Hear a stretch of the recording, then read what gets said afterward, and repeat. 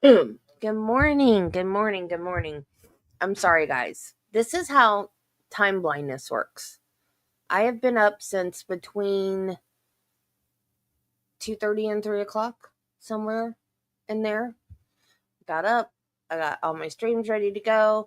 I figured out where we left off. I've got all of our court TV things pulled up and ready to go. And then I started watching stuff. And like 45 minutes ago, I was still sitting here in my pajamas. I was like, oh, I have to stream this morning. Oops. So had to get up, make my coffee, get dressed. So good morning everybody. I'm sorry I'm late. Um yes, the dogs had their very first tacos yesterday. I usually don't give them anything that's too spicy. like I was gonna just like leave out some ground beef just for them and I forgot. And I put the taco seasoning in it. I was like, dang it. I already told them they could have some. And you guys, if you saw the members only video that I put up, they were waiting for it. And I had promised them. And I was like, no, I gotta do it. I gotta do it. So I put a little bit of the meat. Hey Nancy, little bit of the meat in there with some cheese. And I figured just it won't hurt them just that little bit. And we had the little bitty small tortillas because I got them on accident. So I just stick one of those. And so, hey, Jill, Judy. Yeah, I see Judy talking about me. Um, I see Judy drop some more trivia. Rochelle Short, Phil's third and final wife, was an aspiring pop singer. The two were reportedly introduced to each other by a mutual acquaintance at a restaurant where she worked. Good Lord. She was 23 and he 66 when they met. 3 years later, they were married in the same foyer foyer, how is how they say it, foyer, where Lana Clarkson was shot and killed. They remained married until 2016 when she divorced him.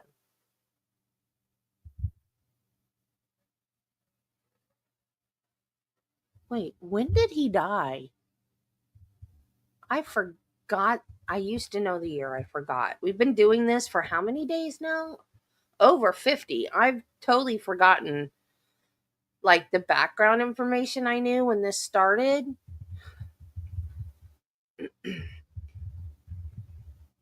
It's been a long time, y'all.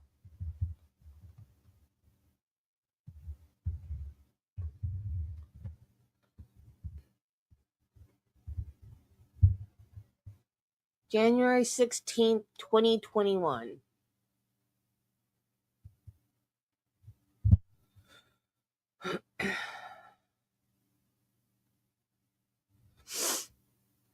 These days, Short dedicates her times to a nonprofit she founded, which is designed to help aspiring female pilots get into the careers they want. Oh, that's cool. So, wait, when did they get married? What year?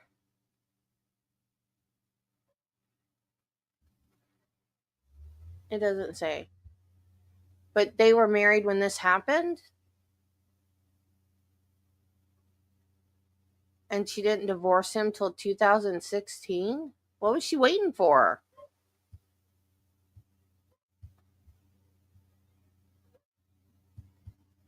I was afraid you couldn't hear him squeaking over over the sound of the ground beef. I should have held the phone farther away from the cooking because when I played it back and listened to it, I could just barely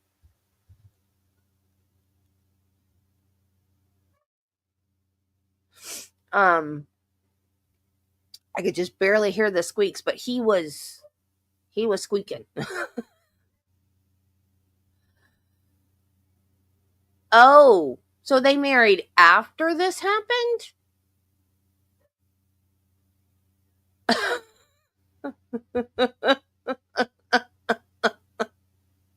Yeah, love isn't blind when it comes to him.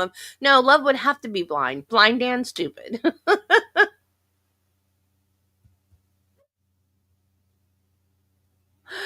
Oh my word. I don't see it. It has to be what he could do for their careers. Well, maybe not. I don't know the man personally, so or didn't. He's gone. Didn't know the man personally, but I mean, maybe when he wasn't drinking, he was a nice guy. Who knows? But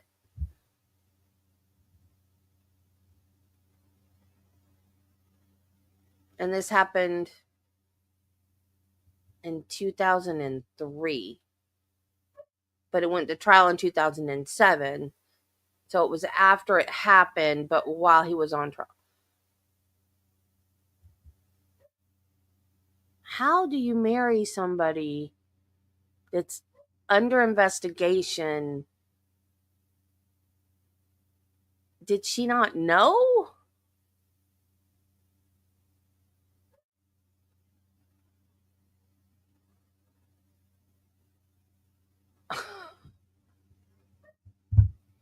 Okay, so we are on the last part of Mr. Eyebrows. Thank you, Jesus.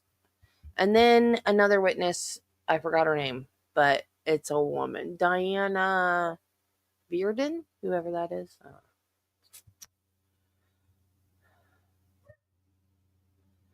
And I gotta go let Belle in. She's screaming her head off.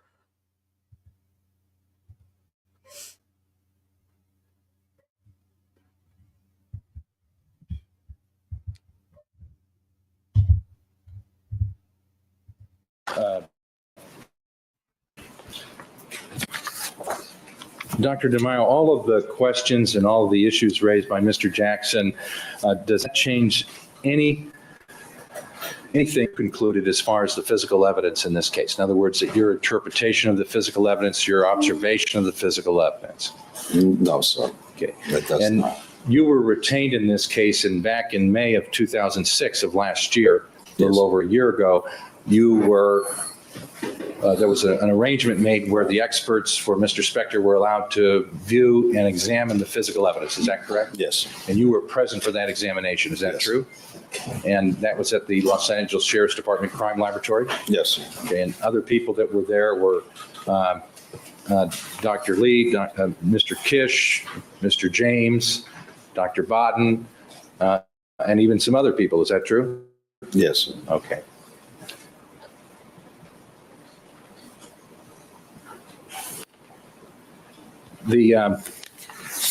And the items of physical evidence that you were interested in were, you looked at Mr. Spector's coat, Yes, sir. okay, and there was microscopic equipment available to you, is that Right. correct? Yes. And was there Ms. Clarkson's jacket, is that correct? Yes. Okay.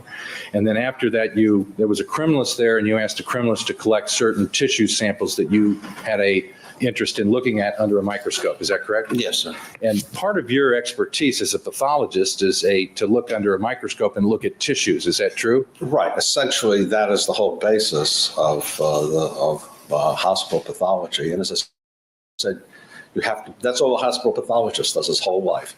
Look through microscopes at tissue. And your underlying training is looking under a microscope.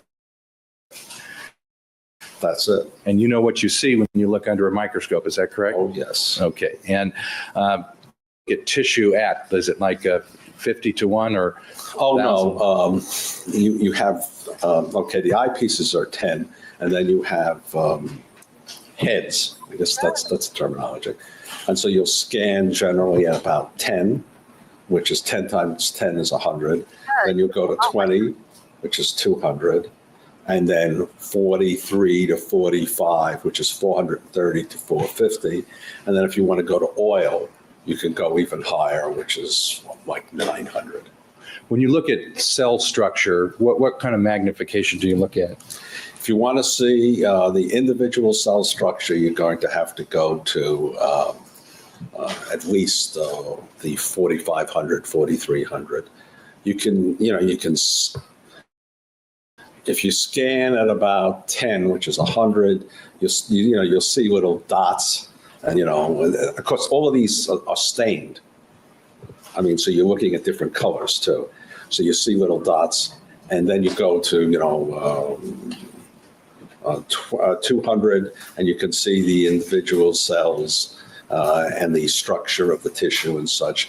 And when you want to get a good close-up look at a cell, you've got to go at least to 430, 450. Okay, magnification, is that correct? Yes. Now, is this a stereo microscope or a? No, this is a standard physician's microscope with the light source coming underneath and going through a glass slide. Okay, there's been some testimony about a stereo microscope where it's like 65 to 1, somewhere in that name. What's the difference between those two types of microscopes? The microscope that pathologists use is intended to look at tissue at a cellular level. The dissecting microscope, or what did you call it? The stereo microscope. It's the same thing, is generally used for examining, small objects, gross specimens and things, not when you're going down to a cellular level. It's not really the type of microscope that you would use if you're going to the cellular level. So when you looked at Mr. Spector's jacket, did you look at it under a microscope like these slides? No, stereoscope, because the microscope, you can't look at a jacket through a microscope because you'd have to cut sections like 15, 17 microns thick. And it's impossible to do it. You have to use a stereoscope. A stereoscope, you're looking for things to pick up, we'll say, like to look at a microscope. Okay. So can you look at the cells on a jacket? Let's say if there was a blood speck on your shirt, would that be something you would do with a stereoscope? You wouldn't. Okay. If you have you wouldn't really call. Okay. You shouldn't look at cells on a stereoscopic thing. You should use a regular microscope, and you can just remove it if you want. Scrape it off, dissolve it in some saline, and then it's preferable to stain it if you want to see what you're looking, because otherwise cells may appear as amorphous refractile bodies, or just hunks of, quote, gunk, or they may be circular, but you're not really sure what you're looking at until you use a regular you might say a microscope used by a pathologist. And it's always best to stain this material. And there's different stains. So that this will positively identify the cell and show you the structure of the cell. And the type of material that you had removed from Lana Clarkson's jacket from the sleeves and other areas that you've described, were they taken off, put onto slides, and stained for the purpose that you just described? Right. And then I examined them. My description in the report is based on examining them at 450 magnification. So you could see the nucleuses in the cells and so forth. So you can see the cellular structure. Okay, and the staining help you differentiate the type of cells that might be on that slide. Well, the stain. Okay, if you just look at it without a stain, there's a hunk of something whitish. You have to stain the nuclei, so the nuclei will stain blue, and with these cells, the cytoplasm, the rest of the cell will stain pink or reddish. So you'll see something, under the best conditions, where there's some cells like that, they were kind of, circular objects with the blue nucleus in the center, and then the reddish pink cytoplasm. Okay. And then by the structure, you could tell these are the cells that line the inside of the mouth by the staining. Okay. Now, there was some notations in the records about how blood purged onto the jacket. You were aware of that, and did you direct that the samples that you wanted avoided those areas? Yes. Unfortunately, in some of the button areas, you couldn't avoid it. But the shoulder areas and the arm areas were free. And that's why when you look at my report, I say that there's no blood present, so that you know for sure that there's nothing there. Okay. And you described some of these little deposits, this tissue is a little, it almost looks like dandruff sometimes. Right. If you put this under a stereo microscope, what you'll see is little, white irregular things, and it'll look like dandruff. Well, actually, dandruff.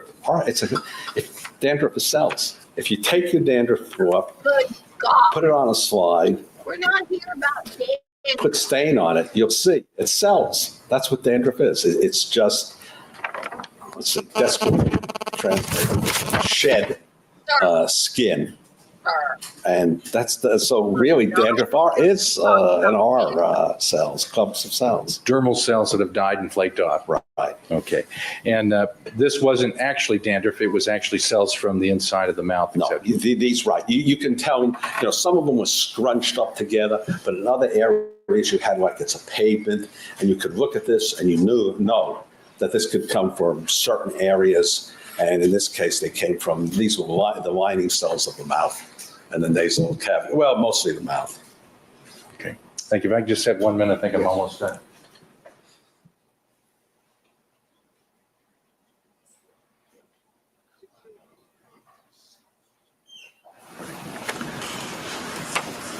Dr. DeMaio, with reference to any of the questioning that was done by Mr. Jackson, did that change the physical evidence and what it told you in this case? No, I had evaluated the physical evidence and given my opinion in my report, and it's the same opinion. In my opinion, Ms. Clarkson discharged a weapon, and that's it. That's it, basically. And is the physical evidence the linchpin of your opinion that she died as a result of a self-inflicted wound? Yes, you can argue over the other material, and the other material is kind of subjective, but the way to go is with the scientific objective evidence.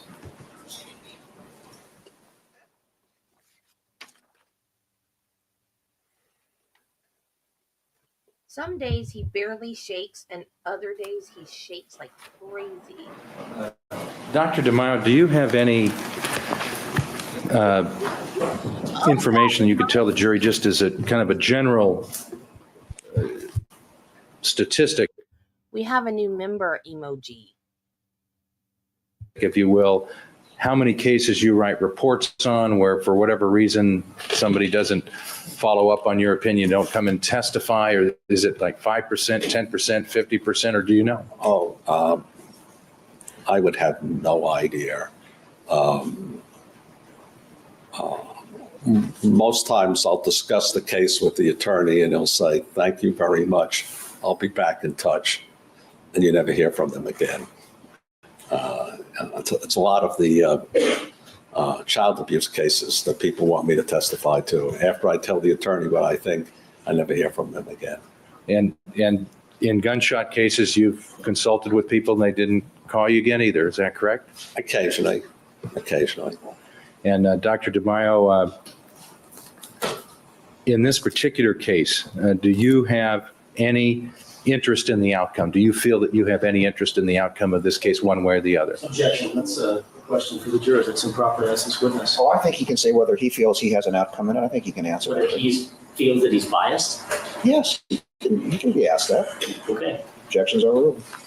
No, I hope Mr. Spector doesn't take this wrong. Objection. This has been asked and answered. I'm sorry, this has been answered. He's answered the question. Okay.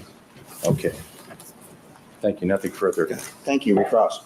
Not a real big shocker about that last answer, was it, Dr. Mile? Sustained.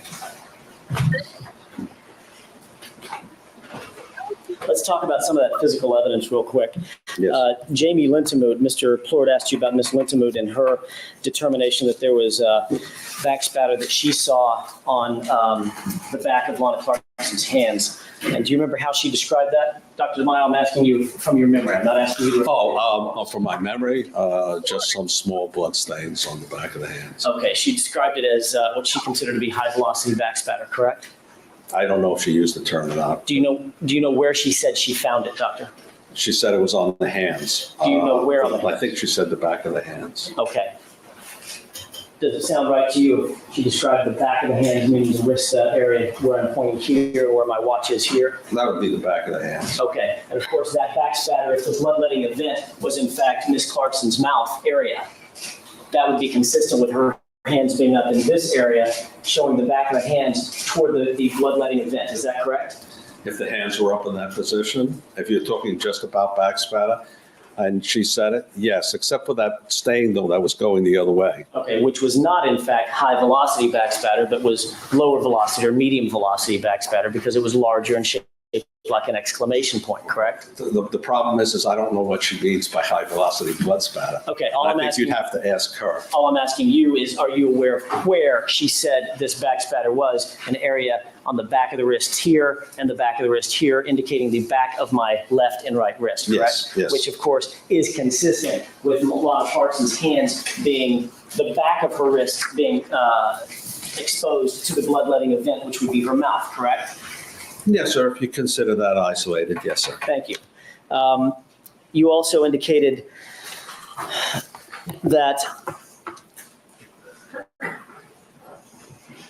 individuals sometimes engage in impulsive actions, and when there's alcohol involved or they might be under the influence, they might be more ready to engage in an impulsive act, correct? Yes. And that act might include a lack of consideration for the outcome or the consequences, correct? Or unappreciation of the consequences, yes, sir. That's a good way to put it, Doctor. An unappreciation of the consequences of their actions if alcohol is involved, correct? Yes, sir. Harkening back to what you have already talked about with regard to Mr. Spector's history of violence, you're aware that each one of the women that talked about his actions included the fact that Mr. Spector was drinking or drunk at the time that he engaged in those actions, correct? Yes, sir. Each one of these women indicated that, in fact, they had known Mr. Spector for some time, and this appeared to be a different Phil Spector than they were used to, correct? Yes, sir. Each one of these women, Diane Ogden, Melissa Grosvenor, Stephanie Jennings, Dorothy Melvin, all of them indicated that this appeared to be almost impulsive on Mr. Spector's part, correct? Yes, sir. All right, consistent with what you've obviously described as an impulsive action when someone's under the influence, and consistent with I'm sorry, what was the word you used? Not disconsideration, No, I've forgotten. I have to. Unappreciated. There we go. Thank you, Mr. Rosen. Right, An okay. unappreciation of their consequences, correct? Yes, sir. All right. So the same thing would apply that you attached to Ms. Clarkson, in your opinion. The exact same considerations from a mental standpoint would apply to Mr. Spector. Is that right? Yes, if you ignore the physical evidence. Thank you. With regard to some of that science that you talked about, Mr. Plord just asked you about the pressures involved. And I don't want to go through Stokes' Law one more time. In fact, you said that this was, in your opinion, gosh, what did you say? That the velocity that something travels, or the distance rather that something travels, is a simple calculation of its mass versus its velocity, correct? No, sir. What I said was that everything being the same, the determinations are going to be mass and velocity. All right. And in fact, you've left out probably the most important point of Stokes' law of physics, which is the coefficient of drag. The item or the object has to move through a viscous material, for instance, air, right? That's why I said everything being the same, I'm assuming that the air is, that we're not at 15,000 feet, that the air is not, there's no wind blowing. All right. So everything being the same, right. All right. And of course, the surface area to mass ratio coupled with, or as it's applied to the mass of the object, and as that is applied in conjunction, in tandem with the coefficient of drag of that particular item, that's going to determine the terminal velocity of the item. In other words, what is the fastest, based on gravity, that item can travel through air? It will reach a terminal velocity. It reach a terminal velocity depending about the amount of velocity imparted to it. In fact, no matter what the energy is that's imparted to it, it will never surpass the terminal velocity based on Stokes' law of physics. Is that your understanding? No, it's not my understanding. Okay. Because if you take a 22 caliber bullet, load it in one cartridge, you can drive it at 200 feet per second. Another one, you can drive it at 2,000 feet per second. The bullet hasn't changed. The velocity imparted to it by the gunpowder has changed. And neither one of those bullets in that little example of yours, neither one of those bullets has reached its terminal velocity pursuant to Stokes' law. Isn't that right, Dr. DeMille? So your example doesn't hold, correct? Is that correct? But, okay, no, that's not, well, okay. Why don't we get okay.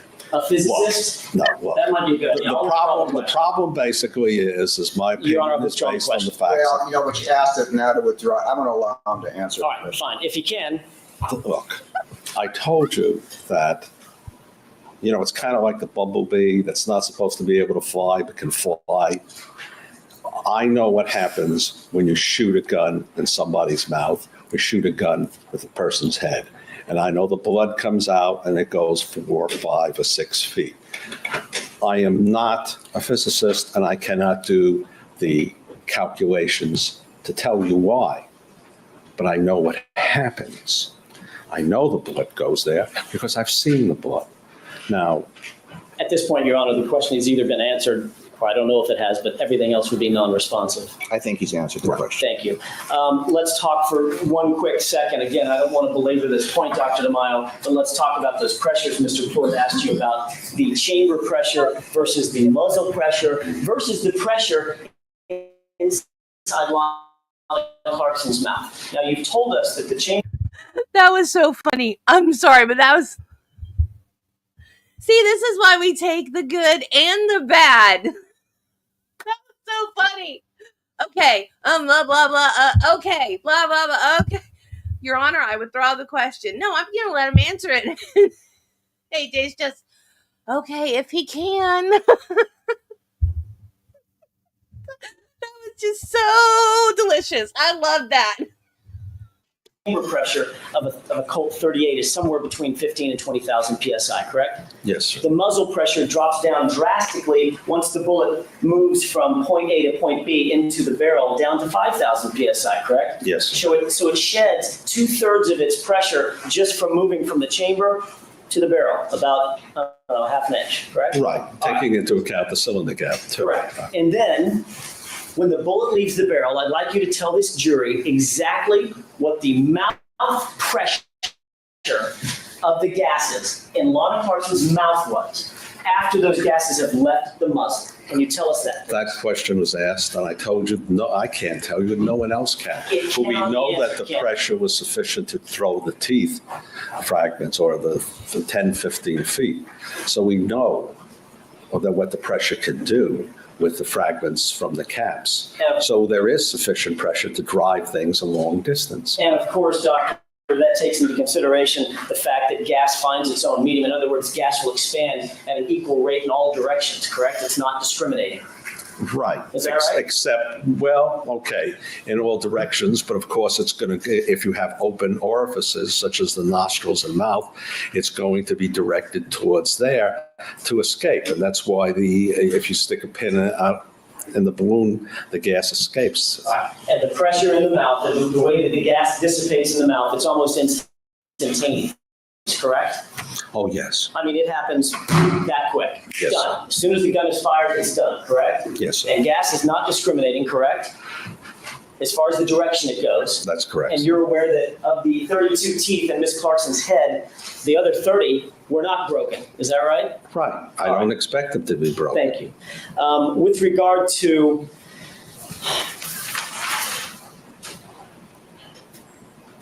let me ask you this real quick. With regard to the tissue on the jacket that Mr. Ford asked you about, there was one thing that I am curious about. You indicated that part of your analysis or your conclusion was based on the fact that there was some tissue on Miss Clarkson's buttons, correct? Yes. I'd like you, if you wouldn't mind, and I'm not asking you to look at anything, Doctor, Right, okay. okay? Yes. All I'd like you to do is, it was her left arm, correct? I'm sorry, not sure. left I don't, sleeve. left sleeve. Well, it's the buttons there. Yes, sir. The buttons on the left sleeve, correct? Yes, sir. You have buttons on your left sleeve Yes, right sir. now? They're about in the same position as the decorative buttons on Ms. Yes, Clarkson's sir. jacket. Could you raise your sleeve and show the jurors where the buttons were that you took the tissue samples from? You mean these buttons? Those Yes. buttons right there. That's all I need. May the record reflect, I guess I should indicate for the record, the doctor raised his left arm approximately parallel to the ground and indicated the buttons on the back side of the sleeve, the 3 buttons on the back side of the sleeve. All right. Thank you.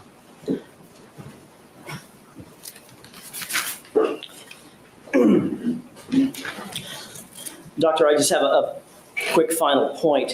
At the end of the day, nothing about the blood taken on its own, okay, nothing about the back spatter on Miss Clarkson's hands taken on its own will tell you where her fingers were at the time of the discharge, correct? Taken from the, in isolation, that is correct, sir. Okay. Nothing about the GSR taken in isolation, taken on its own. Nothing about the GSR on her hands will tell you where her fingers were at the time the GSR was deposited on her hands, correct? That is correct. Everything taken in isolation, you can explain away. It's And the nothing- entirety of the picture that makes the conclusion. And nothing, Dr.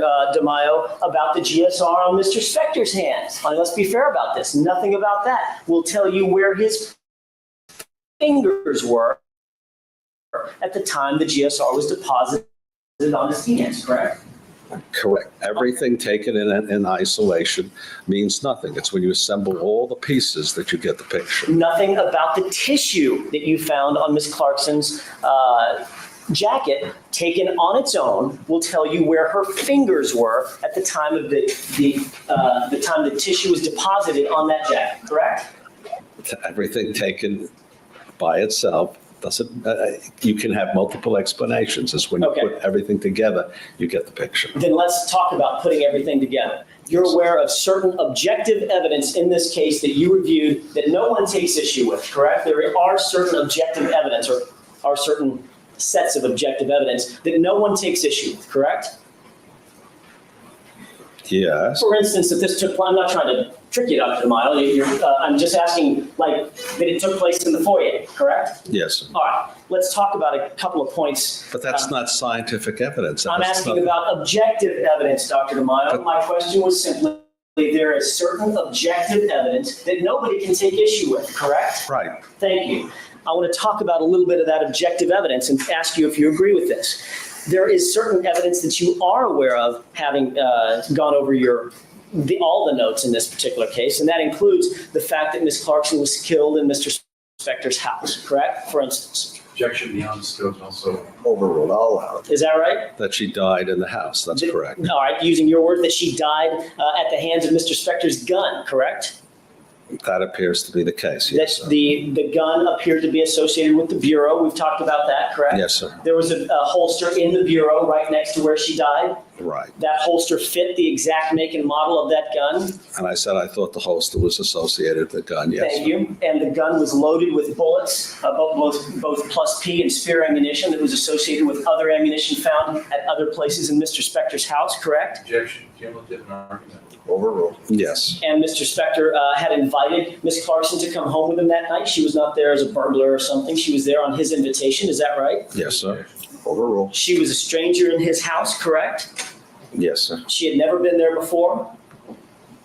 I assume it's not. All right, and based on the reports that you Right. wrote. I'm not arguing with you. I'm just Okay, thank you. crossing And the of course, T's and the I's. at the point at which she went into the house, she would have had no way of knowing where any guns or ammunition was, correct? Since fact not never. Just states the testimony. You have to be very precise with that question. I can rephrase it. There's nothing in any of the reports that you reviewed to suggest that Ms. Clarkson, at the time she entered the house, would have known where the guns, where any guns were, correct? That's correct. Or the fact that there were any guns in the house at all, correct? That's correct. Based on your review of all the reports, you are aware that Mr. Spector was in fact the resident of that house, correct? Yes. And you would expect, based on your review of the reports, that he would know what was in the house, for instance, where and what guns were around, correct? Yes, sir. You're aware that in the foyer area, there was only one open drawer, and that was the drawer with the holster that fits the gun, correct? Yes, sir. You're aware that she was seated right by the back door, correct? Yes, sir. You're aware that she was fully clothed when she was seated by the back door, correct? Well, technically, she wasn't. Well, let me ask you this. You're Because aware that the- she was wearing the same thing that she had been working in that night? Right, that's why I said technically, because there was a skirt rolled up in her bag. And you're aware that, in fact, when she was working at the House of Blues, because you've seen the video, she was wearing the same slip dress as an outer garment? Right, that's why I said technically, okay? All right. With regard to that, she had on the slip dress, she had on the jacket, right? Yes, sir. She had on nylons. Yes, sir. She even had her shoes on, correct? Yes, sir. And she had her handbag over her right shoulder, at least looked like it had slipped just off of her right shoulder as she was found, correct? Yes. It's in a position you would assume that would come when you slip down with on a chair. And you've already told us that after she was shot, she was immediately dead, correct? That's correct. And she would not have been able to move around the house. That's correct. But objectively, you're also aware that the blood from Miss Clarkson was found on the doorknob, Yes, sir. on the latch bolt, Yes, sir. on the banister. Yes, sir. Kimmel didn't. Overruled. I believe, excuse me, I believe when you went into your redirect that you have opened this for a recross. You may proceed. Thank you, Your Honor. You're aware that Mr. Spector removed his jacket and put it upstairs, or went upstairs and removed his jacket? Yes, sir. You're aware that that Mr. Spector actually retrieved a diaper from upstairs, that Curity diaper we've talked about? Objection. Since the fact I'm at where. I'll withdraw. I'll withdraw. You're aware that Mr. Spector, at some point after Miss Clarkson's death, came in contact with or somewhere retrieved a diaper? Yes, sir. You're aware that that diaper was wetted by Mr. Spector? Yes, sir. You're aware that blood was deposited on that diaper after it was wetted, correct? Yes, sir. You're aware that that Miss Clarkson's face had been wiped, at least in part? Yes, sir. You're aware that there was clotted blood on her face, is that right? Yes, sir. There was associated clotted blood from Miss Clarkson on the diaper? Yes, sir. And of course, the diaper was laying by the open toilet.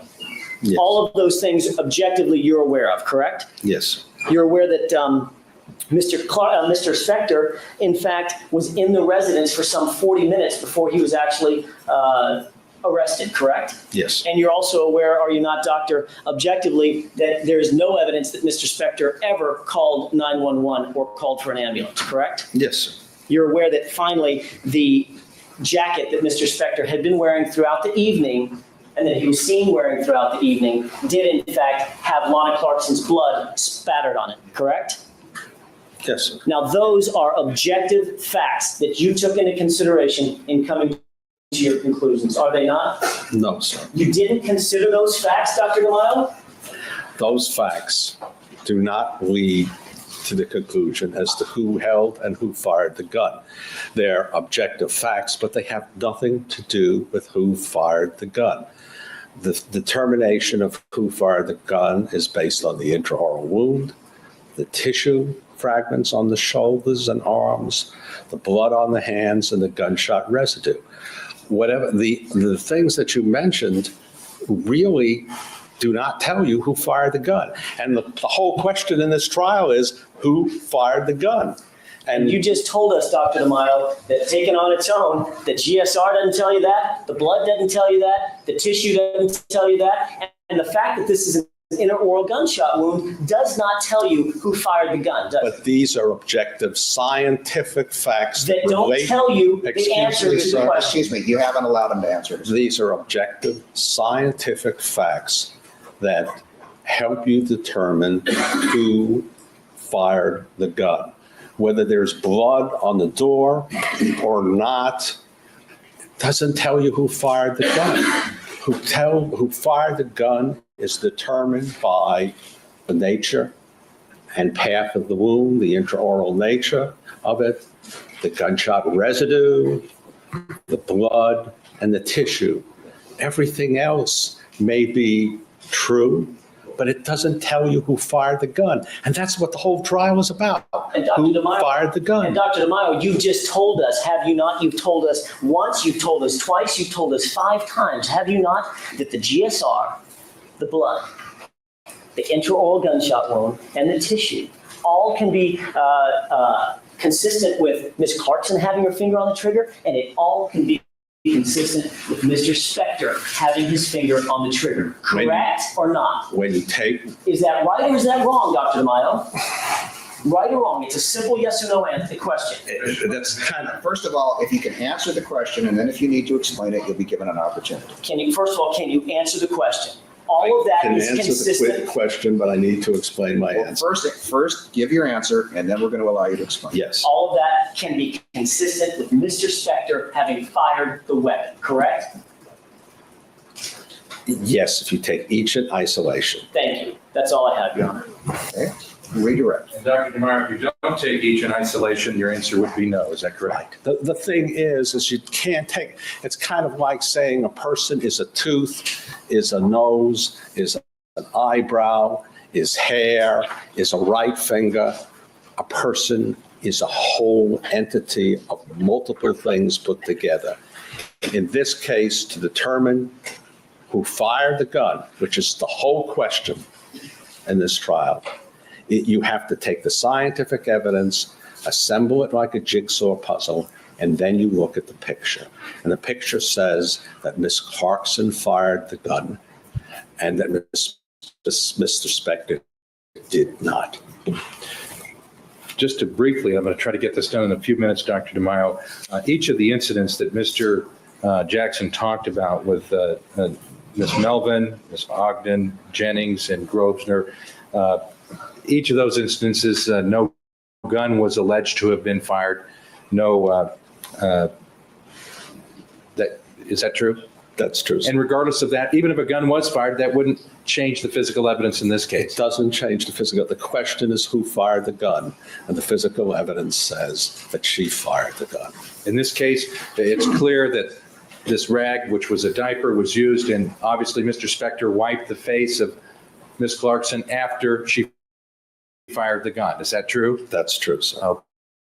Okay, and there was blood on her face, and there was blood on the diaper, and that blood could have been clotted very quickly. Is that correct? That's correct, sir. But tell you who fired the gun, does it? It doesn't tell you who fired the gun. And if that blood got on the banister or on the door as a result of her face being wiped, it still doesn't tell you who fired the gun, does it?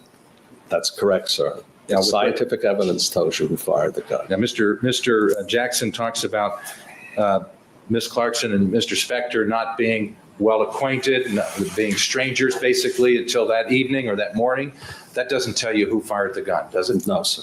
And the scientific fact that Mr. Spector's DNA was on the nipple area of Ms. Clarkson when DNA swabs were taken, that doesn't tell you who fired the gun either, does it? No, sir, it does not. And the fact that in the swabs of some of Mr. Spector's private parts, there was DNA that was associated with Ms. Clarkson, that doesn't tell you that he fired the gun or that she fired the gun, does it? No, sir. But does it tell you that at least they may not have been perfect strangers? I think it might tell you that, yes. Okay. Dr. DeMaio, I'm not going to belabor the point, but the distribution of the gunshot wound, the fact that it was on both of her hands and that there was a significant amount, does that have any consideration in your opinion in this case? Yes, sir. My opinion is based on the assemblage of the scientific evidence. The fact that it's an intraoral wound, the trajectory, the fact that there is copious amounts of gunshot residue on the hands, the fact that there's blood spatter on the hands, and the fact that there's tissue on the arms. That's how I made my determination, and that's the only objective evidence. Everything else either doesn't mean anything or you can argue about. You have to stick to the objective scientific evidence. Is that what you do as a medical examiner, as a pathologist? That's what I have done since, for the last 37, 38 years.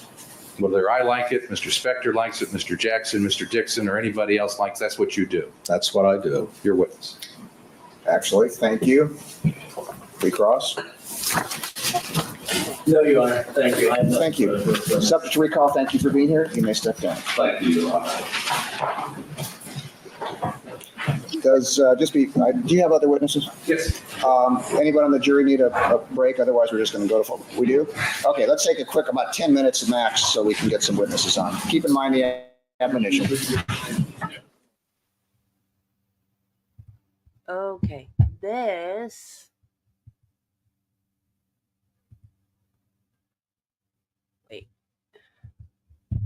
This is Michelle Short, Phil Spector's third wife. Doesn't she look like Lana?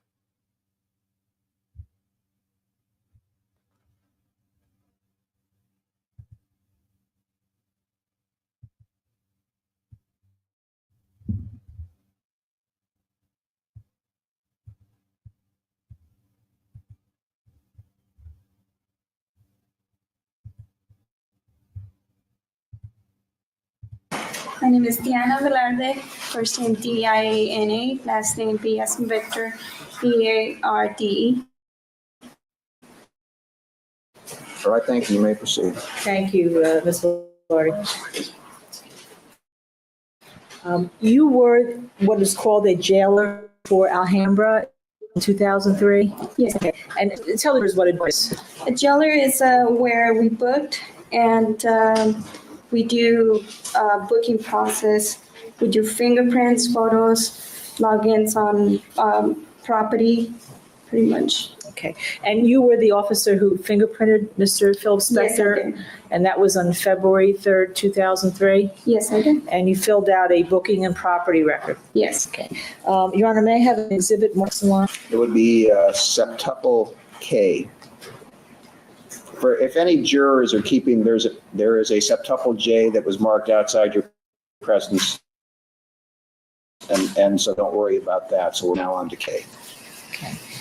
And I showed you, it might be approach what's up here. Can you see this? Yes, I do. And you are in the hallway for today. You looked at this picture before. Yes. And you took this picture along with a couple booking photographs of Mr. Spector? Yes, I did. Okay. Now, I'd like to put your direction into the that list in the right-hand corner. Could we highlight that, Mr. Hahn? Okay. Do you know where this list came from? As far as I know, if it was part of the property from Mr. Inspector, Okay. Do you know who gave it to you? I don't remember. Okay. And in fact, you don't know how this white list was retrieved, do you? No, I do not. Thank you. That's all I have. Thank you, Cross. Thank you. Thank you for being here. You may step down. Thank you. Subject to call. Do you have another witness? Yes, I do. All right. Ms. Barber, Please raise your right hand to be sworn. You do solemnly swear that the testimony you may give in the cause now pending before this court shall be the truth, the whole truth, and nothing but the truth, so help you God. Yes, I do. Thank you. Please be seated. Please state and spell your first and last name for the record. Barbara Louise Nelson, BARBARANELSON. Thank you. You may proceed. thank you, Ms. Nelson. You and I have been in the hall for the last 2 days. Yes.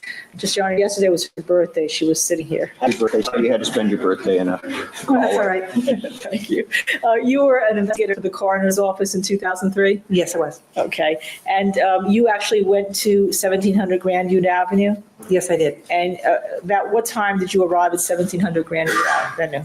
Can I refer to my report? Yes, please. Yes, I'm sorry, Your Honor, that was your problem. Oh, that's okay.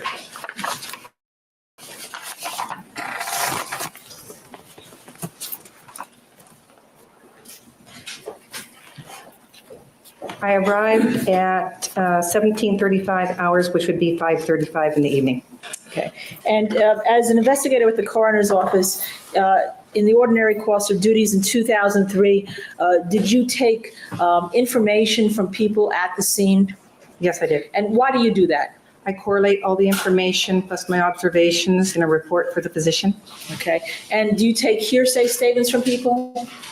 I take the information that the officers, and if they're paramedics or other people present, like family, I will take that information, yes. And would it be then to give it, your job to give it to the coroner, who then utilizes in whatever capacity they see fit? Yes. Okay. And that's the procedure that was standard in your office in 2003 at that time? Yes, it is. Okay. And you would take the information, not knowing whether it be true or not, but it was important for you to take such information? Is that what your testimony is? Yes. Okay. And so you did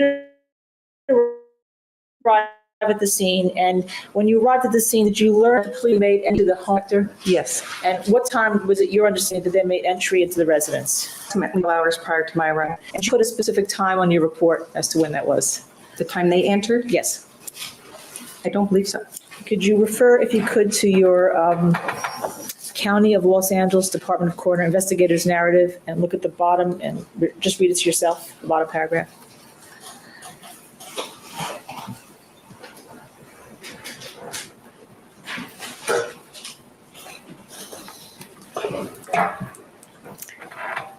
Was your understanding that a certain time was indicated in your report as to when the police entered the home? I have the time she was pronounced. Okay. If I showed you a report, could that refresh your recollection With respect to, objective foundation with respect to what? as to a specific time? The time she recorded, if you may approach and show her something, we'll just have you read it to yourself. Yes.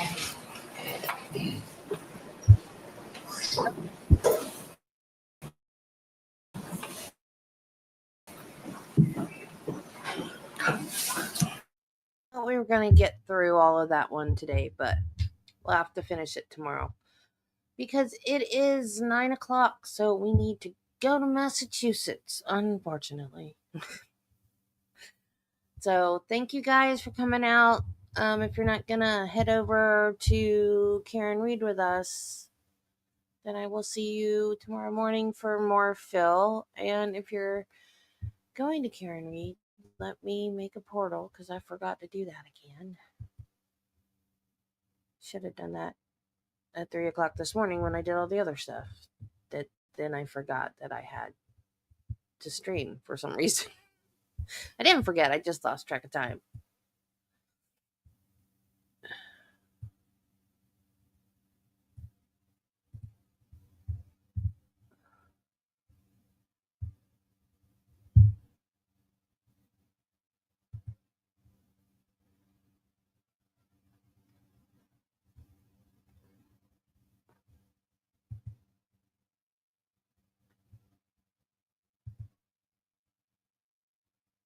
I have got a headache.